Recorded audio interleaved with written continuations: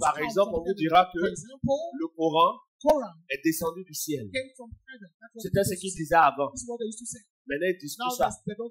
Parce que le Coran a été rédigé sur une période de près de 23 ans.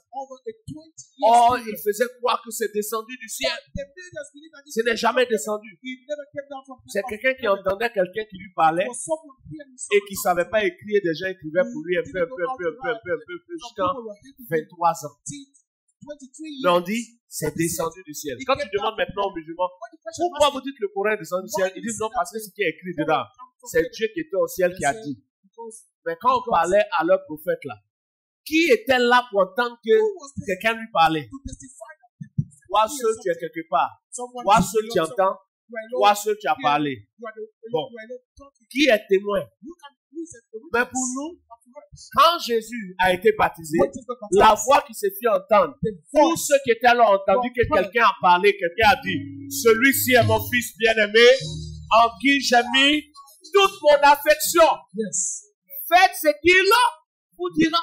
Dans le livre de Matthieu, chapitre 17, verset 7, il ajoute, faites ce qu'il vous dira. Mais dans l'islam, on a quelqu'un qui se lève. Il dit, je veux cette femme. On dit, pourquoi tu la veux? Il dit, voici une sourate est descendue. Dans cette sourate, cette révélation, Dieu dit qu'il peut la prendre. On dit, ah, si c'est Dieu qui lui a dit, non, il peut rien dire. Tout ce qu'il veut, un coup il y a une sourate. Et ça continue comme ça. Chaque religion dit que son livre est descendu du ciel. La seule chose qui descend du ciel, ce n'est pas un livre, c'est l'amour de Dieu, c'est la pensée de Dieu, c'est la parole de Dieu. Et quand ça descend du ciel, cette parole doit localiser quelqu'un. Voici pourquoi dans le livre d'Ésaïe, chapitre 55, verset 9 à 11, il est dit, de même que le ciel est élevé au-dessus de la terre, ainsi mes pensées sont élevées au-dessus de vos pensées et mes voix au-dessus de vos voix.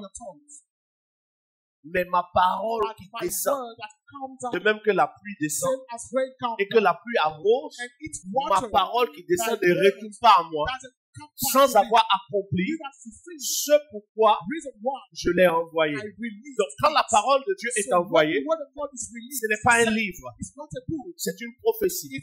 Ce n'est pas un livre, c'est un ordre.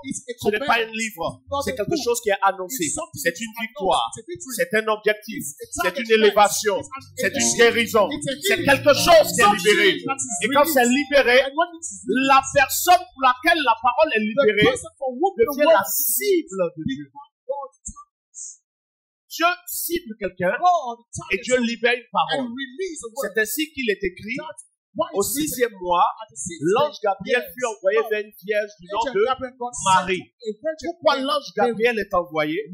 Pas parce qu'il y a un livre qui a été écrit pour Marie, non. Il y a une parole qui a quitté le ciel et l'ange est allé transmettre cette parole. Et quand il apporte cette parole, elle vient du ciel. Localisation Marie. Pourquoi? Parce qu'elle doit tomber enceinte. Ce qui est un miracle. Ça veut dire que tout miracle est précédé d'une parole qui est adressée à la destinée de quelqu'un.